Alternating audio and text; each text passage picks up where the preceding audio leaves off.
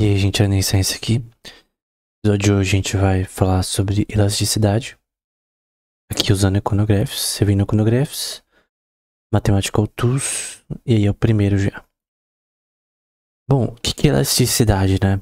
Por exemplo, tem produtos que eles são inelásticos e tem produtos que são elásticos. Isso eu já falei anteriormente. Tem elasticidade também da oferta, várias coisas também tem a questão de elasticidade, mas a gente vai focar em preço de produtos, né?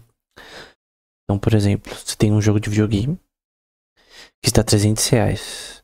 Muitas pessoas não comprariam esse jogo, mesmo que seja bom, a R$300.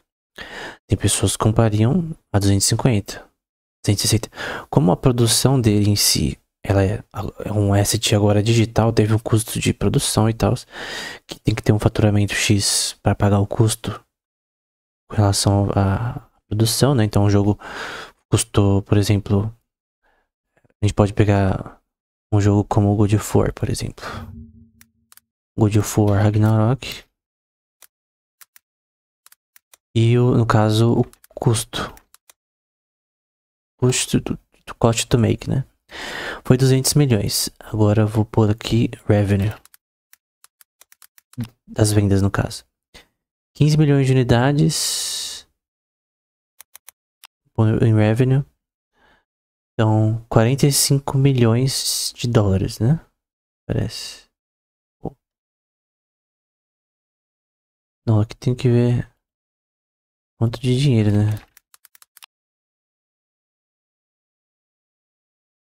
Tem o líquido também. 45 milhões, né? Certo? Caso o custo foi 200 milhões. Deve ter alguma coisa errada aqui. Vou pegar o GTA mais fácil. GTA V. O custo para se fazer, né? Que foi no caso 265 milhões e revenue. E até hoje ganha revenue nesse contexto. Faturamento. 8 bilhões ao longo dos anos, né? Então 8 bilhões e custou 265 milhões, né? No caso, o custo é importante. Então, obviamente, você tem que considerar que o preço ele reflete, no mínimo, o suficiente para pagar o custo da produção. E, obviamente, você quer ter uma margem aí no mínimo dobro, né? Triplo, quádruplo. No caso, a gente vê... Eu peguei um exemplo muito tryhard, né? Se eu pôr, por exemplo, The Witcher 3 cost to make 81 milhões e o revenue, que é o faturamento, foi 287 milhões. Então, você já viu uma diferença em relação ao GTA. GTA eu apelei, né? Mas o ponto é que, no geral, o mínimo que o jogo quer vender em relação ao custo de produção. Então ele tem que fazer mais de que 81 milhões de dólares.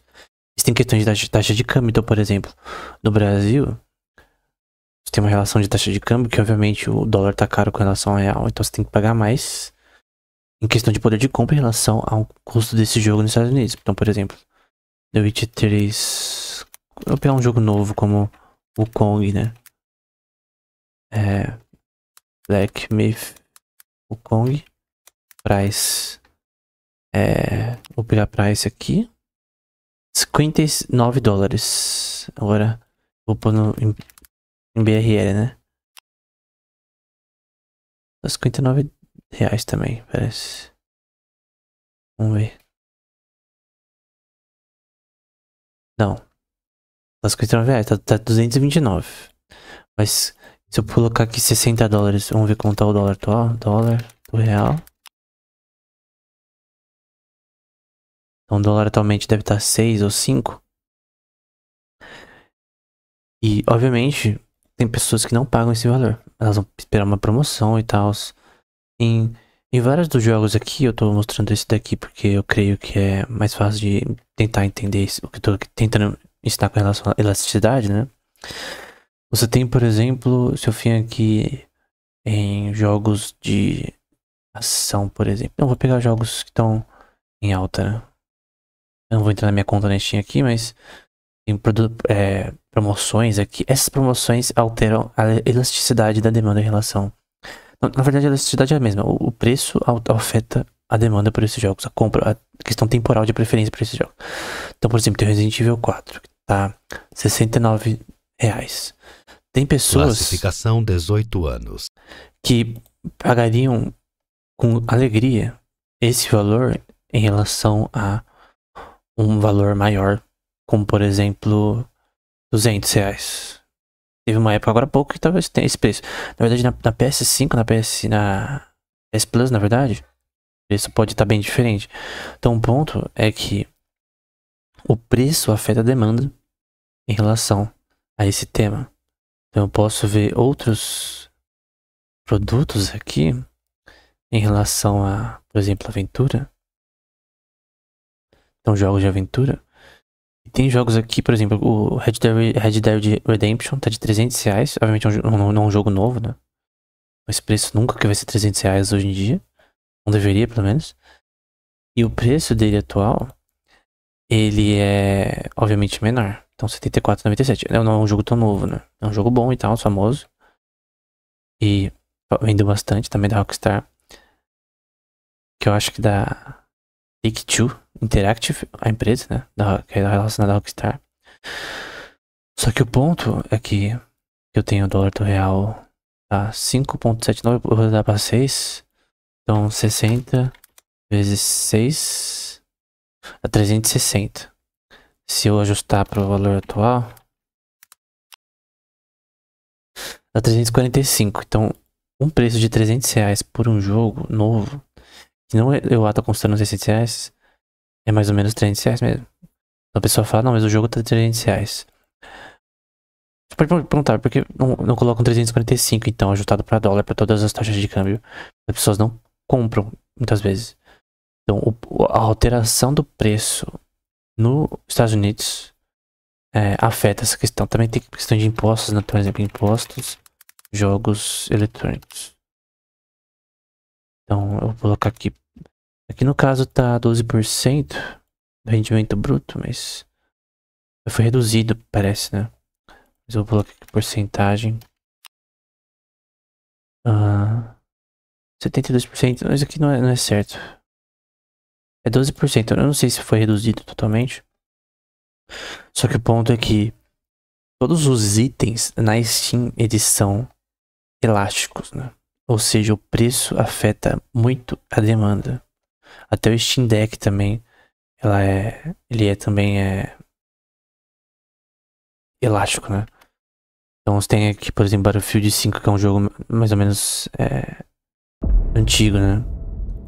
Então, muito mais novos. Aqui tá 11,45. Obviamente nunca eles cobrariam 229 por esse jogo, porque ele tá velho já. Você tem uma depreciação em relação a o quanto a pessoa quer gastar em relação a ele, em relação a o quanto ele é novo, não. Então o ponto, também aqui a gente tá falando de jogo de PC, né? Se eu for na PlayStation, a PS Plus Games, você vai ver que o catálogo, ele tem jogos com preço talvez mais salgado do que na própria Steam. Vou ver se eu vejo o preço aqui do The Witcher. Tá R$41, né? Aqui no caso da Steam. The Witcher. Tudo daqui tem a ver com a aula, tá? Tá 129. Então você tem promoções aí que são escolhidas arbitrariamente por quem controla esses preços, né? Como que uma empresa escolhe esse preço? Por exemplo, essa oferta de... O ponto é que abaixar o preço vai aumentar a demanda por esse jogo. As pessoas vão ver que tá mais barato e elas compram. Principalmente quem não jogou. Quem comprou recentemente um PC ou coisa do tipo. Ou nunca jogou The Witcher ou quer jogar de novo, enfim. Não tem no PC ou em outra console. O ponto é que como esse produto é elástico, o preço vai diretamente afetar a demanda. Isso daqui é algo natural nesse contexto. Então todos os itens aqui que você vê na PS Plus, eles são elásticos naturalmente. E a decisão da pessoa de comprar um certo jogo depende do quanto ela está disposta a pagar. É algo totalmente subjetivo, o valor que alguém dá a um produto, né? Por exemplo, o Ghost of Tsushima aqui tá R$349. Que se você ajustar pro dólar, o preço... Você pode falar, nossa, esse preço tá muito caro. Mas se você ajustar pro dólar... Porque pensa, você é uma empresa que, obviamente, multinacional. E seu faturamento é cotado em dólar. E, obviamente, você quer ganhar... No fim, você quer converter em dólar as taxas de câmbio. Então, eu tenho aqui, por exemplo... tenho que pôr em inglês... Exchange Rates... Então, na Europa, obviamente, o preço está em relação ao euro. Vou aqui. Trade Economics, só para eu ter um valor correto. Então, esse preço aqui, ele está sendo aqui totalmente alinhado com a relação do preço em dólares. Porque a empresa quer converter reais em dólares. Então, não é porque a empresa é má. Pelo contrário, na verdade, esse preço no Brasil afeta a demanda por esse jogo. As pessoas não compram. Até teve um tempo que eu teve um bug que esse jogo deu de graça. E algumas pessoas se beneficiaram, né? Eu não vou dizer que eu beneficiei. Talvez sim, talvez não, né? Então, obviamente, o preço desses jogos são inelásticos, né? E aqui só a gente tem o Forex, né? Que a gente já viu em outro episódio. Então, a relação de taxa de câmbio afeta diretamente a questão de precificação de bens que são produtos internacionais. Então, obviamente, se a empresa vender... Assim, isso é interessante, mas se a empresa vender mais, vai ter um nível de que, não ajustado ao dólar, você tem um faturamento maior. E aí você tem um cálculo que você pode fazer com relação a isso. É um ponto que, na verdade, você pode abaixar o preço de um jogo, um certo nível, de repente para 250, 200, em que você aumenta a demanda de tal forma que a compra ela é muito mais desenfreada e no fim você tem, na verdade, um faturamento maior. Então, às vezes, obviamente, o vendedor do jogo ele quer vender o preço mais alto possível e o comprador comprar pelo preço mais baixo possível. Eles têm uma relação de bid e ask em relação à compra e venda desses produtos. Todos os produtos são assim. Como a gente chega agora... Deixa eu arrastar pra cá, nisso aqui. Então você tem aqui o preço de um produto, no caso um jogo, por exemplo. Nesse caso a quantidade não vai ser importante em jogos, porque é um produto digital. Então, as pessoas baixam. O único custo que tem é a questão da nuvem. Que, obviamente, você tem um armazenamento da nuvem, coisa do tipo, em relação aos dados dos seus jogos. O custo é quase ínfimo para a pessoa, né? Você tem um custo geral em relação à manutenção da PS Plus, com relação à tecnologia da nuvem, armazenamento de dados, enfim. Então, você tem um custo, óbvio, que tem que contar, mas gerenciamento também da plataforma, mantenimento dos servidores, coisas do tipo, né? E aqui você tem a mudança de quantidade em relação a preço. No caso dos jogos, isso não vai importar, né? Como que é calculada a elasticidade da demanda nesse contexto, né? Que é o método com midpoint. O midpoint é o meio com relação à mudança na demanda, na quantidade e de preço. Você tem esse M, que é o midpoint, e você vê que a equação aqui com mudança de preço, então é o preço em relação a esse tal de PM, que é em relação ao midpoint atual. Então, quanto o preço mudou em relação ao midpoint dele. Nesse caso, eu posso arrastar e mudar os valores aqui, por exemplo. E no caso aqui tá como mais 10, a mudança de preço, eu posso abaixar. Também pra... Aqui eu tô aumentando a mudança de preço, abaixando, na verdade, e aumentando a mudança de preço. No caso foi de 30% aumento, e aqui a de quantidade foi de menos 43%, mas eu posso mudar isso aqui também. Em relação ao preço. Obviamente a minha curva de demanda importa. Essa aqui é a curva de demanda. Então se minha curva for assim, a mudança de preço é 0. Aqui eu tenho uma mudança contínua. E aqui eu não tenho nenhuma mudança na quantidade. Tenho quantidade. No caso de jogos é mais ou menos assim. A quantidade não importa, porque no caso o que importa é o preço. A quantidade ali é um produto digital, né? Então é mais ou menos assim. Então o que vai afetar a demanda é o preço. Só que a curva de demanda não é assim, tá? Porque obviamente a demanda por jogos é mais ou menos elástica. Bem elástica, na verdade. No fim, você tem essa equação que tem os dois. Tem a porcentagem que você calculou com relação a... Aqui é a relação da quantidade suprida, né? Em relação ao midpoint. Então é menos 14 nesse caso. Com 59, que o midpoint é 59. E aí, no caso, você tem a diferença em mudança de quantidade em relação ao preço. E no fim, você tem a elasticidade usando esse método, né? Vai ficar mais claro na próxima, que é elasticidade de uma linha de demanda curva, em que você tem aqui a mudança, tem a equação embaixo, né? É a mesma equação de antes, mudança com relação à quantidade, a porcentagem de mudança e a de aumento de preço. E você vê o cálculo sendo feito. Quando aumenta ao ponto de ela ir totalmente para a direita nessa demanda aqui, você tem uma curva inelástica. Ou seja, o preço não afeta a demanda. Quando eu vou muito para cima aqui, em uma quantidade baixa e o preço é aumentado, você tem uma elasticidade, uma curva, uma relação elástica, né? Então o preço afeta a demanda. Você tem uma unidade de equilíbrio em que você tem um equilíbrio entre os dois que simplesmente é igual a 1. Unity elastic, né? No caso, nesse ponto, a mudança absoluta de preço e quantidade representa a mesma porcentagem de mudança em preço e quantidade. Só que, no caso de jogos, como não é produzido mais os CDs, você não tem custo. Então, o único custo é de você ter ali na plataforma, na nuvem, os jogos, obviamente, prontos para serem baixados e disponíveis, o que tem um custo. Não é de graça você ter os servidores ali tudo e a PS Plus rodando, serviços de suporte ao jogador e vários outros custos em relação à manutenção, questões de design, que o design ali é feito por especialistas em UX, né? Enfim, isso é importante. Ok. Terceiro ponto, que é interessante porque você vê as regiões de elasticidade. Vou tentar um zoom aqui. Então, a cálculo é a diferença em quantidade em relação à diferença em preço, é a mudança contínua. Dá para você calcular isso daqui com uma derivada, vezes o preço e quantidade, no geral.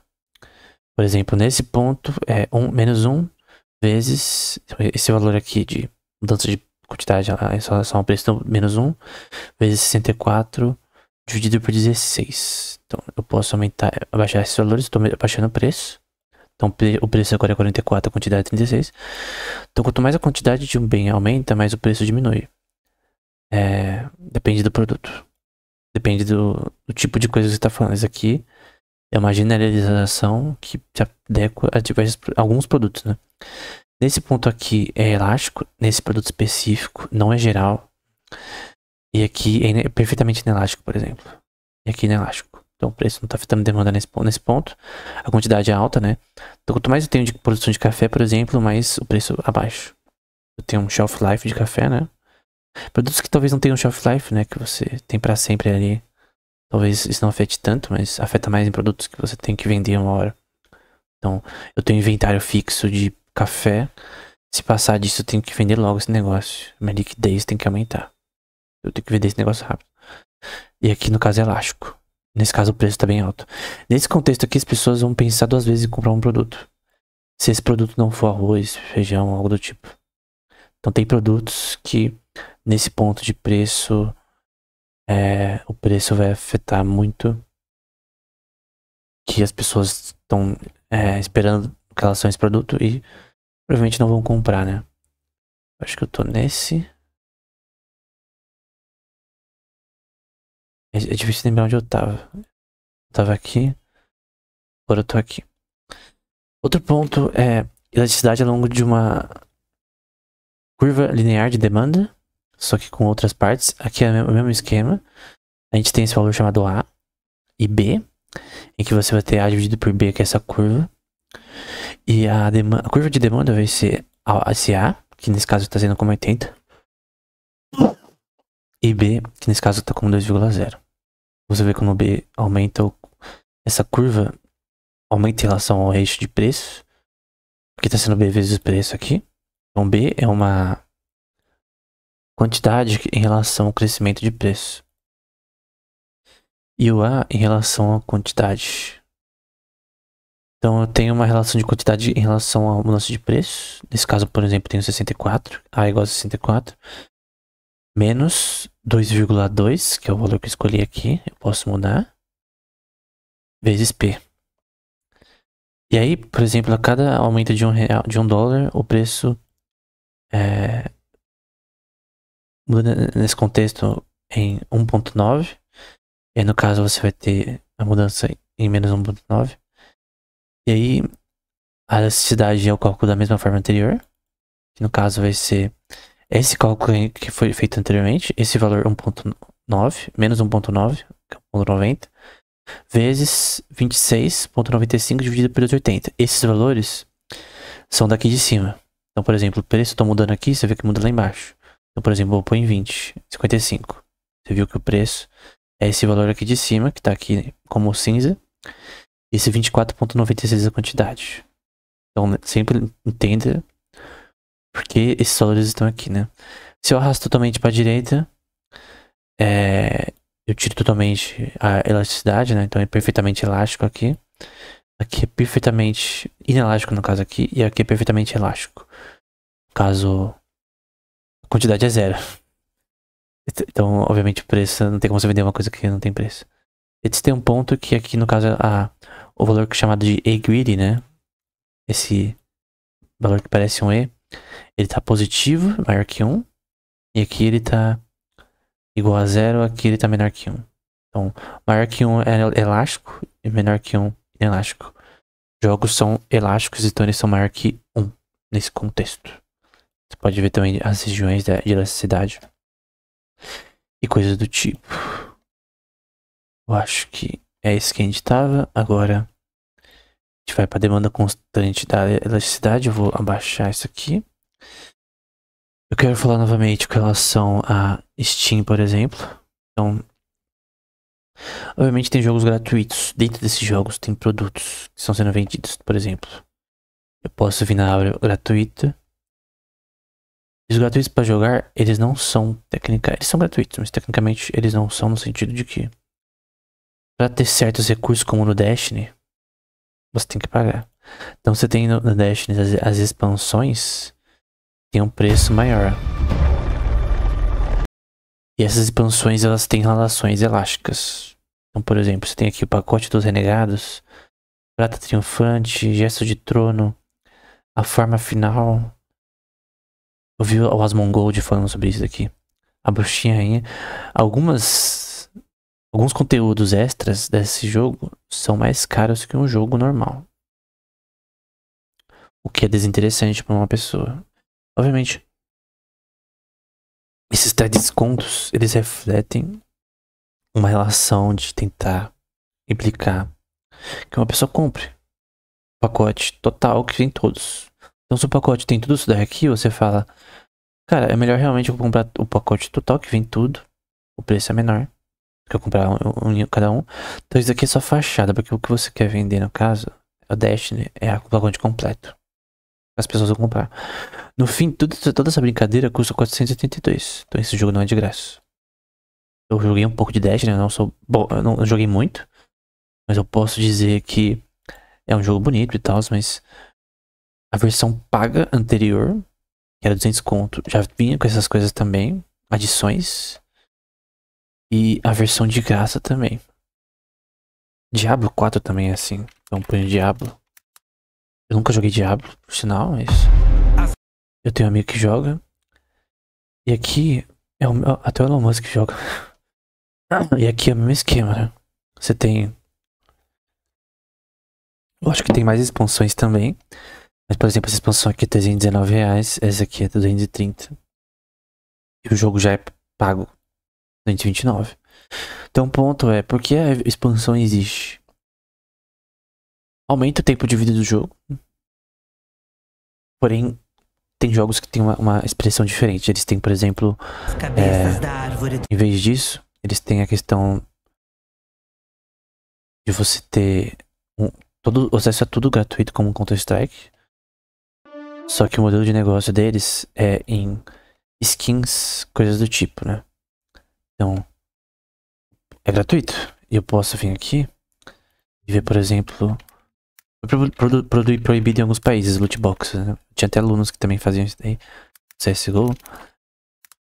Cara, os preços das loot boxes são enormes. São caixas que você pode ganhar coisas com certa probabilidade. E que, por exemplo, tem aqui CSGO skins. E você tem um preço dessas skins, né? Que podem ser vendidas entre jogadores. Tem um mercado de vendas e compras de skins. Aqui de armas, por exemplo. Coisas do tipo, loot box. Obviamente, essas relações são elásticas também. Então, o preço afeta a demanda. Então, a pessoa não vai pagar R$500 pra um loot box que não dá o valor. Só que também tem questão da utilidade. Qual que é a utilidade disso daqui? Cara, a utilidade, o preço que alguém paga por alguma coisa, por exemplo. Eu pessoalmente, eu não jogo Counter-Strike mais, eu jogava bastante. Mas o preço disso aqui, dessa loot box que tem uma probabilidade de ganhar esses itens, que podem ser vendidos por um preço. Alguém até pode fazer dinheiro dessa forma. Embora é basicamente um cassino. Isso aqui é elástico, mas também você tem uma relação de apostas, coisa do tipo, que também tem a ver com esse tema. E que, no geral, é uma utilidade pessoal pra pessoa. A pessoa gosta do jogo. Ela de repente acha que pode ganhar com isso, ou de repente é uma questão pessoal. Utilidade marginal, decrescente, tem a ver com o que a pessoa acha daquilo. Porque tem uma demanda no mercado tão grande com um preço tão alto. $180, por exemplo. Tem coisa aqui que custa mais de R$1.000, R$3.000. Porque tem demanda. Então, obviamente, a curva de demanda, a gente vê, por exemplo, a elasticidade com relação à demanda aqui. Então, aqui eu tô aumentando a elasticidade, o preço em relação à demanda, e aqui eu tô abaixando para ficar inelástico. Aqui o cálculo ele é feito em relação ao preço e quantidade que você demanda. Aqui você tem a derivada da quantidade em relação ao preço, que nesse ponto aqui é 0,47, mas eu posso mudar aqui, né? Então aqui eu mudo o valor da derivada em relação a isso. No ponto A, né? A curva passando pelo ponto A de demanda, né? Eu tô mudando aí a minha curva em relação à demanda. E no fim você tem a equação da quantidade que é as pessoas demandam por um produto em relação ao preço, vezes preço, pela quantidade aqui, que nesse ponto é 26. Mas eu posso mudar, por exemplo, para 34, mudando o A aqui. Então eu vou mudar, por exemplo, para 30 quase. Então esse valor menos 64 vezes o preço, que é 40, eu posso mudar aqui para outro valor. Então eu posso, acho que aqui o preço, não, eu posso mudar assim. Então eu posso mudar para 40, 41, 50. Obviamente, eu abaixar o preço afeta a quantidade que as pessoas demandam de um bem. Então, por exemplo, quando eu tenho um jogo, eu quero que seja vendido com mais rapidez. Ou uma expansão, por exemplo. Eu tô usando jogos porque é um assunto que eu curto. Talvez você goste também. Então é mais fácil de entender. Eu tô abaixando o preço aqui. Olha quantas pessoas demandam. E a minha derivada com relação à quantidade de preço, e aqui é a quantidade produzida, a quantidade que as pessoas demandam. Isso é muito aplicado para bens digitais. Porque bem digital ele não tem. Ele tem um custo em relação à manutenção de servidores com relação à alocação dele, distribuição e coisa do tipo, mas no geral ele não tem uma produção em si, como o café, por exemplo. Obviamente a minha curva de elasticidade mostra o tipo de bem que eu tô falando. No caso de jogos é elástico. No caso de loot boxes é elástico, de skins. É uma questão pessoal da pessoa. Eu já comprei skins em LoL, por exemplo. É uma questão pessoal da pessoa. A pessoa vê a utilidade naquilo. Então, porque o modelo de skins ele é mais lucrativo do que vender jogos, na verdade. Um preço fixo, single player. Embora tenha uma demanda pra isso. Tem um faturamento grande. Fortnite, por exemplo. Posso ver, por exemplo, aqui. Fortnite. Revenue 2024. Foi 100,7 bilhões 2024. Eu não sei se é no ano inteiro, parece que é no ano inteiro. Então, obviamente, o setor de skins nesse contexto dá bastante grana. Counter-Strike também. Deixa eu pôr aqui CSGO Revenue 2024, que é da Valve, né? Então tem relação com a Valve. 6,7 bilhões. 1 bilhão a mais que o Fortnite. Então o faturamento da Valve chegou a 6,7 bilhões no Counter-Strike. Aí você pode falar, mas cara, esse jogo é de graça. Esse é o ponto. Ele é de graça, mas ele gera faturamento através de skins. E esse valor, ele pode ultrapassar. Obviamente, você tem um custo de manutenção desse jogo. Manter servidores, load balancer, que é pra você ter uma qualidade em relação a partidas. Porque essas partidas, elas rodam em servidores. E servidor não é de graça, tá? Então, você vai numa partida Call of Duty, por exemplo, tem uma alocação em relação a essa partida no servidor. Então, um servidor roda várias partidas ao mesmo tempo. Pode pegar uma cluster da Amazon Web Services pra fazer isso, né? Hoje em dia é mais barato, você não precisa ter um servidor físico. Mas o ponto é que o preço afeta a quantidade em relação ao curva da demanda nesse contexto, que é bem elástica para jogos. Tem uma elasticidade bem alta. Obviamente, se mudar o preço, você muda o quanto você faz de faturamento. Obviamente, você pode ser burro e pôr o faturamento abaixo do que as pessoas de repente estariam dispostas a pagar. Então, se a pessoa pagaria 40, mas eu não sei disso, porque você não sabe ler a mente das pessoas, tem que usar dados pra isso, estatísticos. Tipo, o empresário nesse contexto ele tem que ter dados estatísticos sazonais com relação à compra de jogos e mais ou menos quando ele deve fazer promoção. Por exemplo, no fim de mês, quando as pessoas recebem, colocar nos principais jogos a precificação mais baixa. Eu creio que até, por exemplo, mesmo com relação à taxa de câmbio, se você vender jogos por um preço mais barato no contexto do próprio, como fala, os próprios jogos que a gente vê na Steam, tipo, você consegue ainda fazer um faturamento. Só que, por exemplo, a gente viu tava essa aqui, né? Acho que agora eu tô aqui. A gente viu no caso do Destiny, eu vou de novo pro Destiny 2. Tem um problema. Por exemplo, a gente tem aqui o R$10 aqui a queda de luz. Esse faturamento, com relação de impostos também, porque a empresa tem que pagar impostos com relação ao que ela vende no exterior. R$10,99. Vamos supor que eu só compro esse conteúdo aqui. Quanto é R$10,99 para dólar, né? Então, R$10,90. R$11, né? Dividido por 6. 1,83 dólares. E é pouco, né?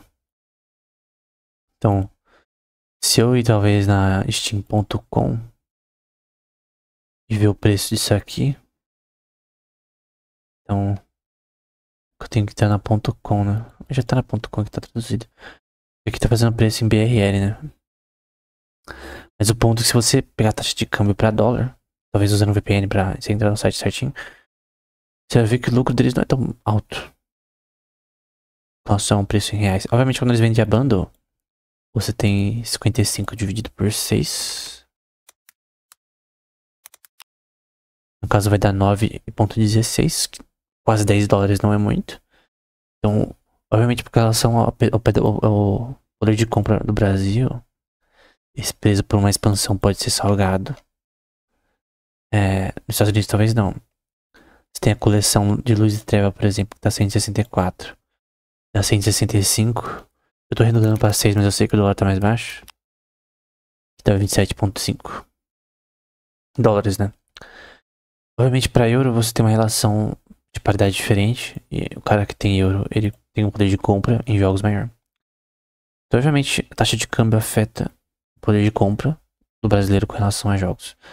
Aqui, novamente, você tem o mesmo esquema que é da mesma equação anterior, né?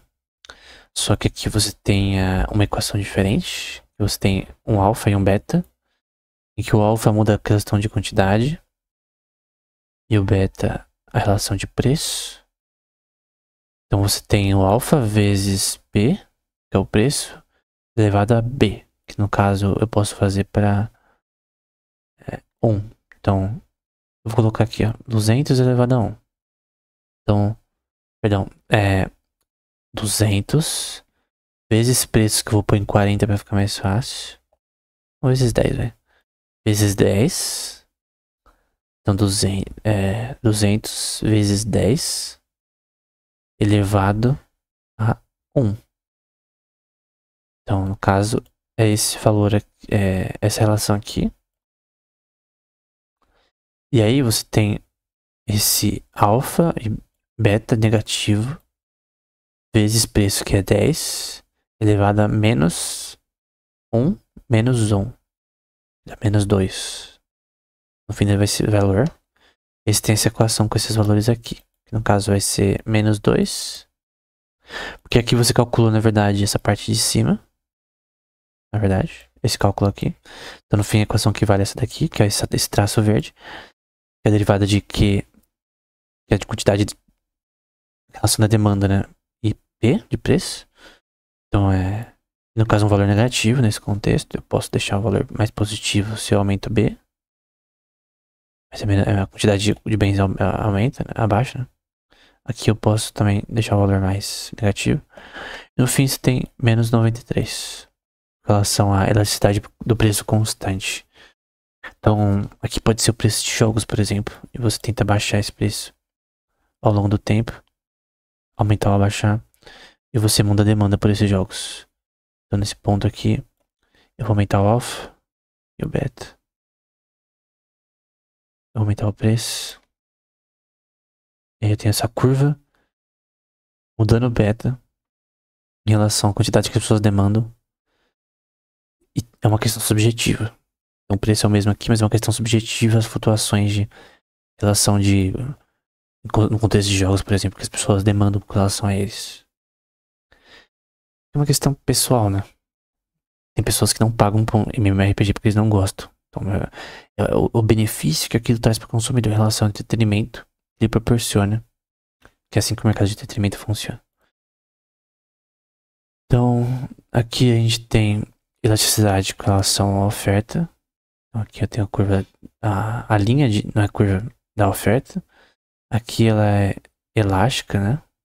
Aqui 1. Você tem aqui a mudança da quantidade de oferta, que é SS de supply, em relação à mudança de preço. Nesse ponto aqui, eu posso mudar o preço para 20, então para 60.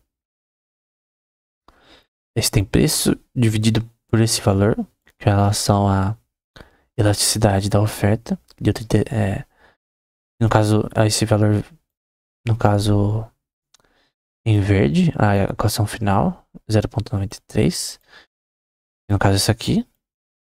E esse QSP é esse valor 0,93. Então, nesse ponto aqui de preço em relação à quantidade e a linha de oferta, você tem esse valor. Que a quantidade aqui está em... Vou um pouco para um valor fixo. Nesse contexto é, acho que 30, 40. 40, né? 40. Aqui é 40 a minha oferta. No caso, a elasticidade é 1. Nesse ponto, em relação do preço e da oferta, que é 40. Então, o preço é 60. Nessa linha é cinza. A quantidade é 40. Vezes 1, que no caso é essa equação aqui, que deu 1,0. Se eu mudar esse ponto aqui, eu mudo também essa relação. Eu mudo a curva, na verdade. Então eu mudo essa relação. Eu vou pôr um ponto de equilíbrio aqui, quase. Ponto de equilíbrio aqui. E deu 1,50 que no caso é elástico. Eu posso aumentar esse daqui. Ainda está elástico. Posso colocar um preço maior. Ainda está elástico. Eu posso mudar isso aqui também. Que alinha um controle desses pontos que fica elástico. No caso, é um preço de jogos, no caso, a oferta. Com relação a isso. Se de CDs daria certo falar de relação à oferta, mas. É que a quantidade suprida. A gente pode falar de café, por exemplo. Quantidade de café, preço atual. E nesse ponto aqui é elástico, por exemplo. Se eu abaixar isso aqui, eu posso criar uma relação de inelasticidade, né? Mas o ponto é que tem essa elasticidade também da oferta em relação de preço e quantidade. Então, tem elasticidade com relação a o consumidor comprar as coisas em relação ao preço, e a relação do preço, da quantidade e a relação do que você pode suprir. Então, uma definição é supply elasticity. É a medida de quanto uma quantidade de um bem ou serviço muda em resposta a um preço. Então, se um preço do mercado de dólar abaixa em relação ao euro, então o euro tem um favorecimento aí, um poder de compra maior que o dólar, e a gente vê essa porcentagem mudando no Forex. Pode ser assim também com commodities, né? Você tem petróleo, coisas do tipo, em relação a mudanças de demanda, preço, que mudam a relação da oferta também quando você produz. Então, tem a ver também com retornos diminuintes também. Até aqui é com preços constantes, mas é o mesmo esquema. Então não vou falar muito. E aqui tem a elasticidade com logaritmo, né? Então você tem aqui o lugar, a quantidade. Eu vou poupar 10. E esse greedy que tá negativo, né? Perto de 0.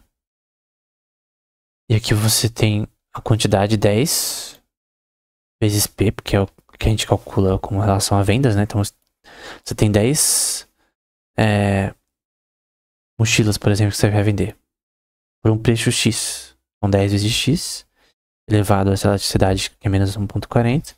No fim vai dar o logaritmo da quantidade, que vai ser igual a 10, a quantidade que você tem de mochilas menos a demanda, pelo logaritmo do preço.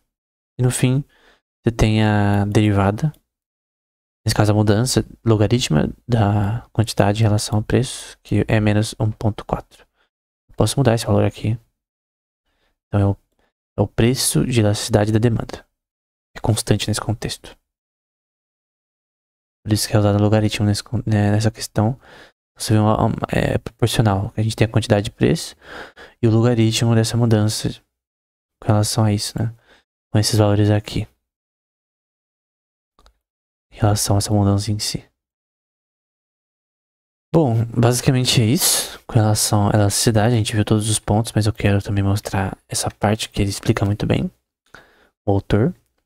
Então, eu creio que essa parte de baixo, na verdade. Aqui, ó. Elasticidade usando cálculo. Então, você tem um limite de uma função, que no caso tem uma mudança de x até 0.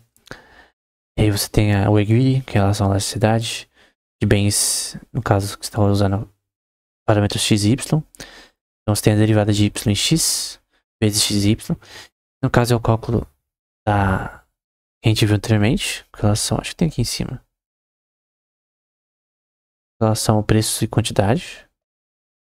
Você tem a cálculo aqui, eu acho. Acho que é no segundo, na verdade. Ou no terceiro. No caso, é a diferença de quantidade e preço vezes preço e quantidade nesse contexto. É o mesmo esquema, só que ele está explicando a relação usando x e y, mas o mesmo foco. Então, é a mesma coisa aqui. Então, a diferença de quantidade em relação a preço vezes preço dividido por quantidade. É o mesmo significado. Isso, nesse contexto, esse E vai ser igual também à primeira derivada de x vezes x, que no caso é o preço, vezes x dividido pela função de x anterior. Então, no caso é o preço, é a relação de preço futuro, contínua, mudando ao longo dessa função. Então, mudando ao longo do tempo, vezes preço dividido pela função do preço. É a relação do preço. Nesse contexto. E aí você tem a equação na prática. Então, você muda isso daqui e também isso daqui por essa equação. Então você tem derivada da quantidade em relação ao preço, vezes preço, e quantidade em relação a isso. E aí você tem esse valor, que no fim vai dar menos 2. Então você tem essa parte da esquerda e essa parte da direita aqui. De um bem específico. Você pode mudar isso aqui também. Embaixo, né? Que você tem esses valores no cálculo na prática, né? Então essa função que você vê aqui, você vai ver posteriormente aqui. Nessa área aqui, né? Caso eu possa mudar esses valores para 900, o preço é 2. Então é 2 aqui. No fim, o valor final foi 900. De quantidade. Que é quantidade produzida em relação a isso. E aí, no caso, você chega no fim à elasticidade. Vai dar menos 900 vezes 2, que é a relação do preço, dividido por 900. Então, 900 aqui, 2, enfim. Creio que essa explicação é muito clara, né? Qual o ponto de saber tudo isso, né? Cara, todo mundo, pessoalmente, como consumidor ou como empresário, tem que saber isso. Então você tem que entender que a relação de preços, que tem mudanças com coisas que você compra, tem relações elásticas e inelásticas. Dentro de um jogo gratuito e dentro de jogos que não são gratuitos. Então tem o jogo de Hack Slash, por exemplo, Devil May Cry. É um jogo antigo, né? Devil May Cry. O Verge, coisa do tipo, um jogo que tem que jogar. Eu tenho, na verdade, no PS5, mas eu não jogo tanto. Na verdade, eu joguei só um pouco. Tenho que jogar. Aqui você tem algumas relações que tem, por exemplo, o Virgil, a versão Deluxe. Uma pessoa compra uma versão Deluxe, por exemplo. Utilidade. Então, a utilidade marginal, ela cresce em relação à visão subjetiva da pessoa. Então, tem pessoas, eu já vi que não gostam de doces, por exemplo, chocolate. Não gostam. E não é nem questão de saúde, é questão que não gostam, eu já vi. Tem pessoas que não gostam de Devil May Cry. De jogos hack and slash, né? Eu lembro que eu jogava no PS2, por exemplo. Pessoas que amam esse jogo. Porque tem pessoas que gostam de baunilha e chocolate. E eu não sei te responder. Isso talvez só Deus consiga responder, porque uma questão na psicologia, né? Na neurociência, que chama de qualia, né? E chama também de fenomenologia, né?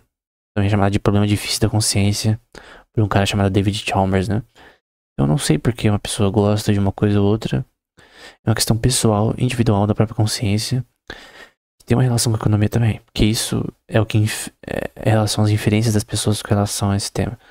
Eu tô falando muito de psicologia porque tô escrevendo um livro nesse tema, na verdade. Que vai demorar pra ficar pronto. Eu tô na página 11 atualmente. Tem muitas citações também pra citar. Mas eu tô preparando um livro de psicologia e neurociência. Que também tem a ver com economia, no fim.